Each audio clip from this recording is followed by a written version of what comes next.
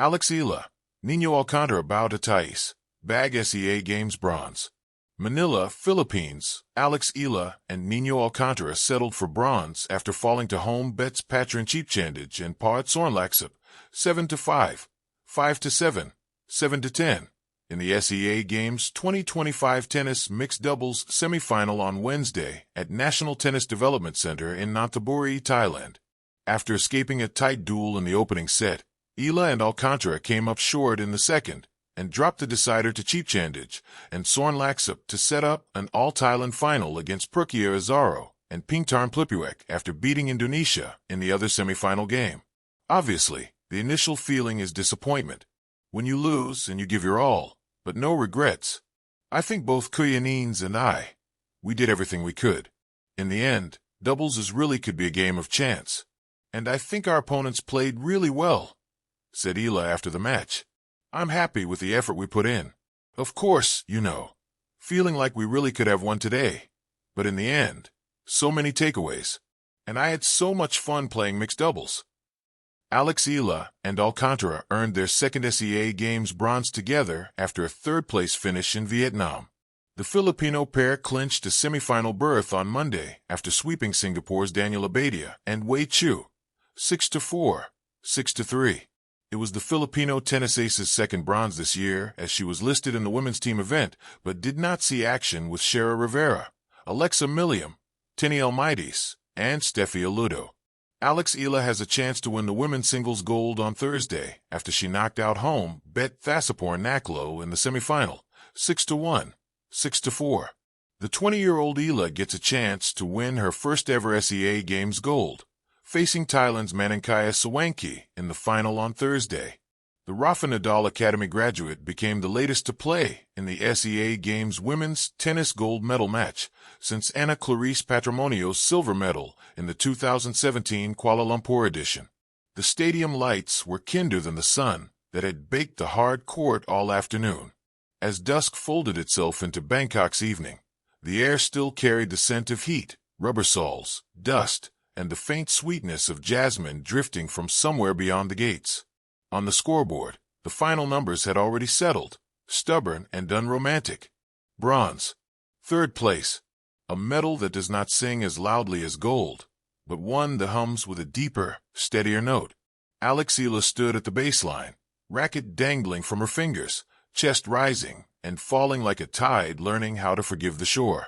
Across the net, the Thai players, graceful, relentless, and home court sure, waited with the quiet dignity of victors.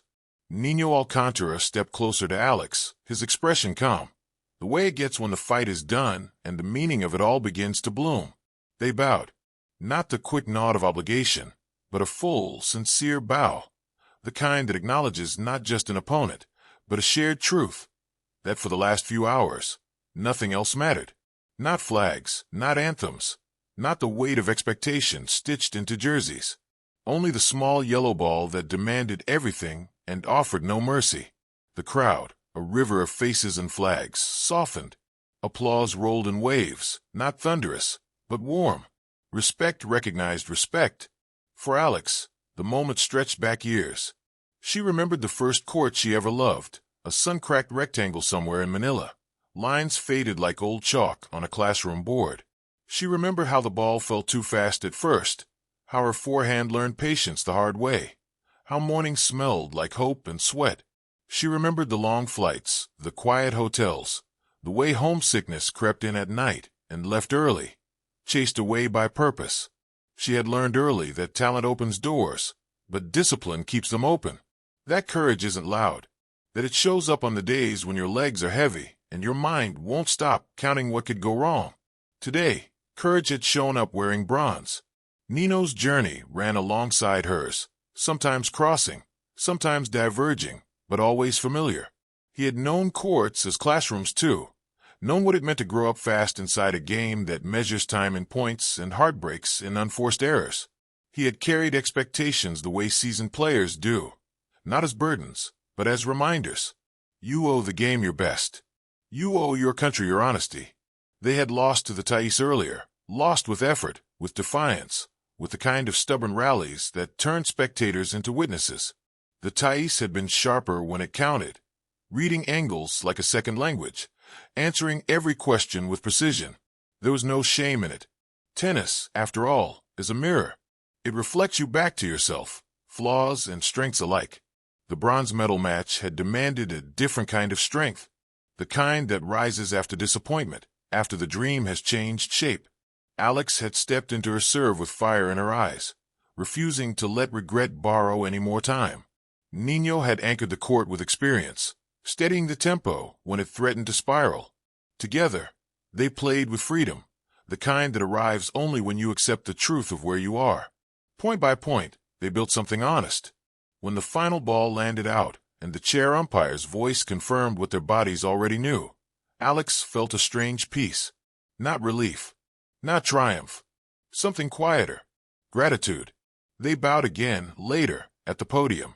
Bronze medals caught the light, humble suns against their chests. The anthem rose, not theirs, but it didn't matter. Pride does not always require a soundtrack. Somewhere in the stands, a Filipino flag fluttered, waved by hands that believed. Maybe a young girl watched Alex and felt her own future lean forward. Maybe a boy saw Niño and learned that resilience ages well. Medals have a way of traveling beyond their medal, seating themselves in imaginations. Afterward, in the tunnel beneath the stands, the noise faded. Shoes squeaked against concrete. Someone laughed, a release, sudden and necessary. Alex touched the medal once, as if to make sure it was real. Niño slung his bag over his shoulder, the familiar weight comforting. "Not bad," he said, smiling. "Not bad at all," Alex replied. They would go back to training soon, back to early mornings and late nights, to refining details that no one else notices. They would carry this bronze with them, not as a ceiling, but as a step, a reminder that progress is not always linear, that honor can be found in the middle of the podium, that bowing to an opponent does not make you smaller. It makes the game bigger. Outside, Bangkok breathed on. Traffic hummed. Life continued with its infinite indifference and quiet kindness.